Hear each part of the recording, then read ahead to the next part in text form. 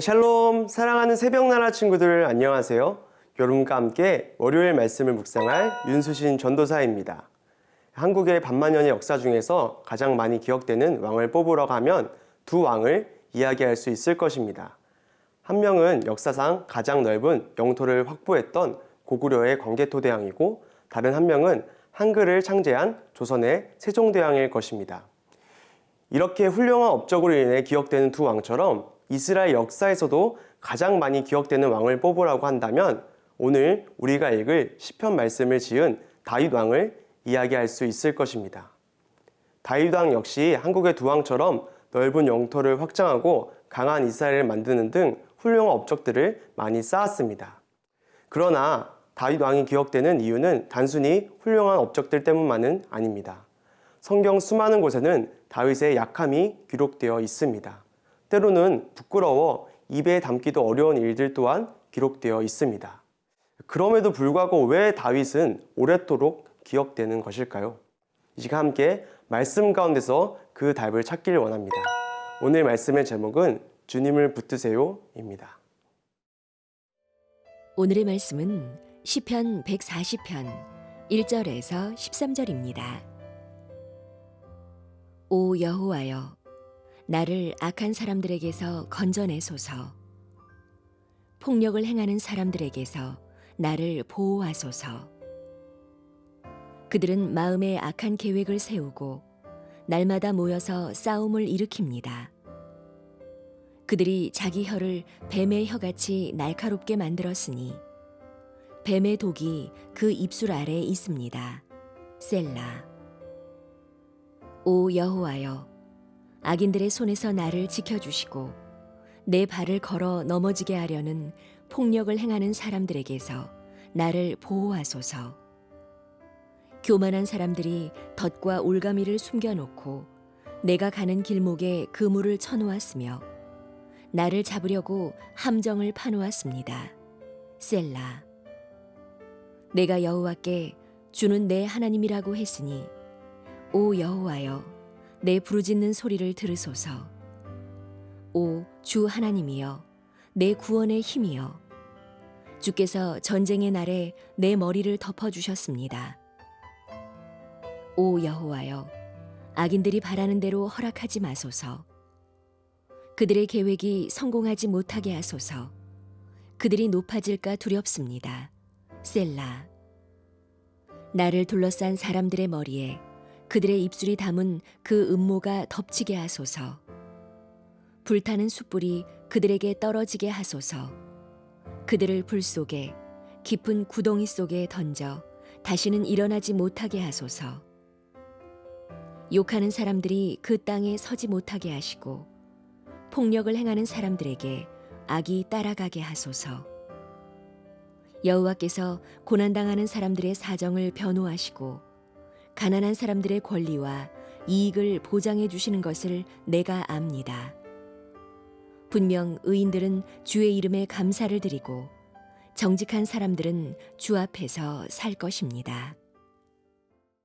오늘 우리가 읽은 시편 말씀을 지은 다윗이 어떤 배경에서 이 시편을 지었을지는 정확히 알 수 없으나 사무엘서에 기록되어 있는 다윗의 인생을 살펴보므로 유추해 볼 수는 있습니다. 다윗은 왕이 되기 이전에 당시 이스라엘을 다스렸던 사울 왕에게 수많은 괴롭힘을 당하였습니다. 하나님의 기름 부으심을 받은 다윗이 자신을 내쫓고 이스라엘의 왕이 될 것이라 생각한 사울이 다윗을 해치려 한 것입니다. 그러나 그럼에도 불구하고 다윗은 사울 왕에게 복수하지 않았습니다. 심지어 사울 왕을 죽일 수 있는 기회가 주었음에도 불구하고 다윗은 사울을 해치지 않았습니다.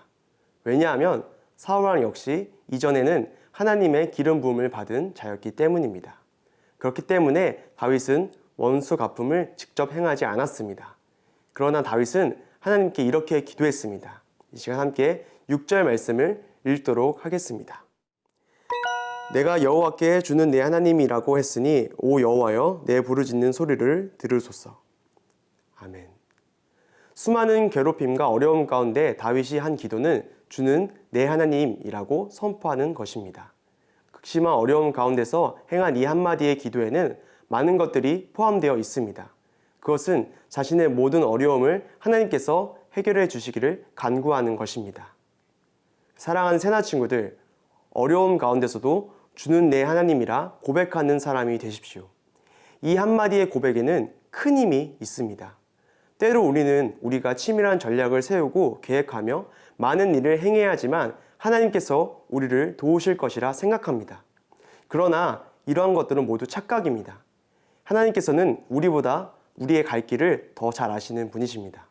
그렇기 때문에 아무리 우리에게 고통이 있을지라도 우리가 가만히 서서 하나님만이 나의 하나님이라고 고백한다면 하나님께서는 우리보다 더 앞서서 일하시고 가장 좋은 길로 우리를 인도하실 것입니다.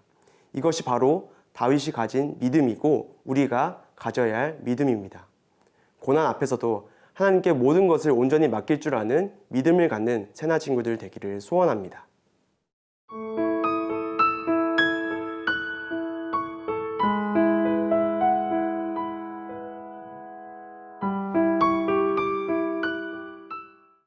다윗은 고난 앞에서도 잠잠히 하나님만을 찾고 의지하는 믿음을 보여주었습니다. 뿐만 아니라 그에게는 더 성숙한 믿음 또한 있었습니다. 그 성숙한 믿음은 어떤 믿음일까요? 이 시간 함께 13절 말씀을 읽도록 하겠습니다. 분명 의인들은 주의 이름에 감사를 드리고 정직한 사람들은 주 앞에서 살 것입니다. 아멘.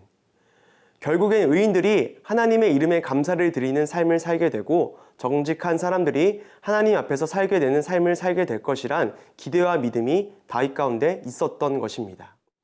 미국의 16대 대통령이었던 링컨이 대통령으로 재임했던 때에 미국은 흑인 노예 해방을 주장을 하는 북쪽과 노예 해방을 반대하는 남쪽으로 갈라져 전쟁을 벌이고 있었습니다. 어느 날 링컨이 전선을 방문해 병사들을 위로할 때입니다. 한 참모가 말했습니다. 대통령 카카, 염려하지 마십시오. 하나님은 우리 북군 편이십니다. 그 말을 들은 링컨이 대답했습니다. 오직 나의 염려는 내가 하나님 편에 서 있는가 하는 것일세. 우리가 하나님을 향해 서 있기만 하면 언제나 하나님은 우리 편이 되어주신다네. 하나님께서는 성경의 다윗을 통해서 내게 그 사실을 깨우쳐 주셨네. 다윗의 시를 읽고 그 사실을 깨달은 링컨은 다윗처럼 아무리 어려운 상황일지라도 하나님의 편이 된다면 하나님께서 모든 것을 책임져 주실 것을 믿었고 실제로 그는 전쟁을 승리로 이끌게 됩니다. 사랑하는 새나 친구들, 간절히 소원합니다. 하나님 편에 서십시오. 하나님의 말씀과 뜻 가운데 살아가기를 소원하십시오. 다윗이 그랬던 것처럼, 다윗의 시를 읽고 링컨 대통령이 그랬던 것처럼 우리가 하나님의 편에 서서 하나님의 뜻대로 행할 때에 하나님께서 우리의 삶을 책임져 주시고 인도하실 것입니다. 다윗이 위대한 왕으로 기억되는 것은 다윗이 매 순간 하나님을 의지하고 하나님의 뜻대로 행했기 때문입니다. 매 순간 하나님의 살아계심을 고백하며 하나님의 뜻대로 살아감으로 하나님의 생명책에 기록되는 모든 새나 친구들 되기를 소원합니다. 이 시간 함께 기도하겠습니다. 하나님, 우리가 평생 하나님만이 나의 하나님이라 고백하며 살 수 있도록 인도하여 주옵소서. 오늘 하루도 그 고백으로 살아가게 하여 주소서. 예수 그리스도의 이름으로 기도드렸습니다. 아멘.